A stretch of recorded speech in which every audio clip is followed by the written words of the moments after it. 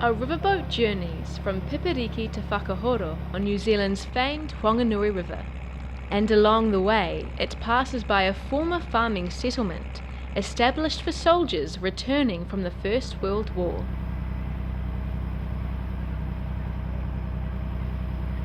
The journey retraces the route earlier riverboats travelled a century or so ago, when they provided an essential service keeping farms and settlements supplied with their everyday needs. However, nowadays, there is nothing left. At Ramanui, 20 kilometres upriver from Pipiriki, Mandy and Joe Adams breed horses and raise cattle on their isolated farm. With the famous Bridge to Nowhere only a short distance away, they also have a fleet of jet boats and provide accommodation at their Bridge to Nowhere lodge. In 1917, as the First World War was nearing its end, Allied governments around the world were aware that along with the large number of wounded soldiers that had already been repatriated, many more soldiers would soon arrive back home, and employment for them all would become imperative. In New Zealand, the government began acquiring a large amount of land throughout the country for allocation to the returned soldiers.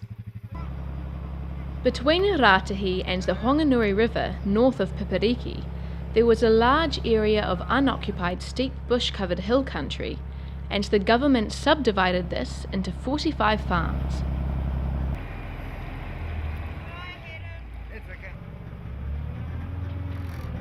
Returning soldiers were keen and eager to clear the bush and get their land productive, but a number of circumstances were to make the going tough. Many talk of the poor quality of land and inexperience of the soldiers, but these were not the main reasons that all of them eventually walked off the land. A depression in 1921 caused farm produce prices to fall, and with the government lacking funds, the settlers received little assistance. Added to this, access into and along the valley was always tenuous, and to alleviate this, the government planned on building a road to connect Raetihi with Stratford. This involved the building of a number of bridges, and two were completed in 1936. One, the Bridge to Nowhere, becoming an iconic landmark synonymous with the failed scheme, replaced a deteriorating suspension bridge. The other was on the Taranaki side. However, the one needed to get across the Whanganui River was never built. This left the Mangapurua Valley very isolated, and to compound matters even further, those who were still there had to contend with the 1930s depression, and by 1942, only 3 families remained. During that year, a large downpour washed away portions of the road, and as the government did not want to make any further repairs, they closed down the valley permanently. Today, parts of the old road, a few exotic trees, the occasional brick chimney, and the Bridge to Nowhere are all that remain. The term Bridge to Nowhere was coined a few years ago by a tourist operator who took visitors there by jet boat, so it was appropriate to call the second bridge, as it was still being used, the Bridge to Somewhere. Now, standing in solitude, this Bridge to Nowhere serves as a lasting symbol of the ill-fated settlement in the area known as the Valley of Abandoned Dreams. With still many hours ahead of them before they reach Whakahoro, the passengers head back to their waiting boat, a modern version of the riverboats from around 100 years earlier. The Mangapurua Valley was not the only valley settled, and the boat stops briefly at the Otumangu landing further up the river to inspect what remains of the old tea room that once served early riverboat travellers. There are very few signs of this or the adjoining farm.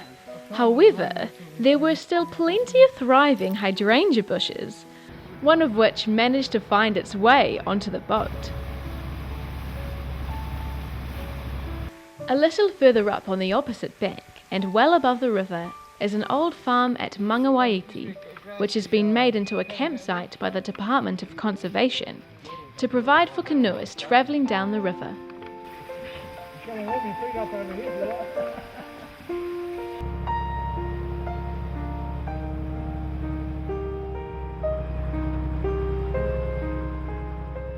At the end of a long day, the travellers finally reach Whakahoro, at the confluence of the Whanganui and Raetihi rivers.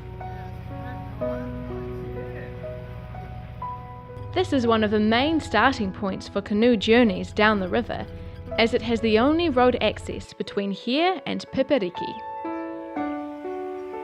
The Blue Duck Station, a large sheep and cattle farm at Whakahoro, is operated by Dan Steele and his wife Sandy, and they have also made a large investment in tourism to supplement their farming income. The passengers take the short walk across to the Blue Duck Cafe on the other side of the Raetihi River, where they will have breakfast and hear Dan outline his operation. Along with a number of accommodation lodges on their property and the cafe, the Steeles provide for a number of leisure activities, including jet boat rides to the bridge to nowhere, horse treks and hunting.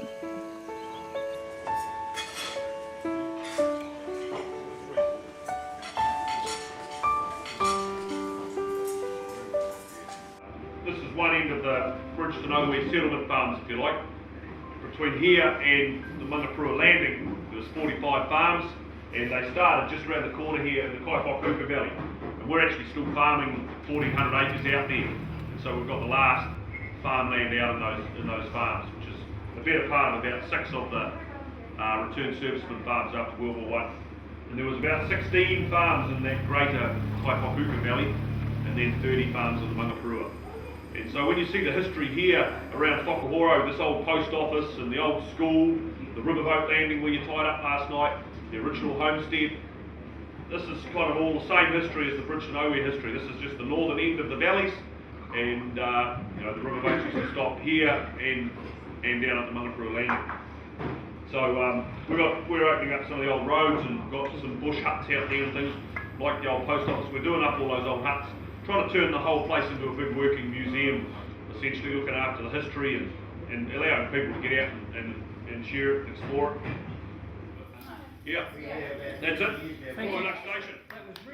The story of the failed farming scheme is complex and requires a much deeper exploration than has been possible in this short film. A feature film is currently being planned, and this can be achieved given sufficient resources and the necessary support.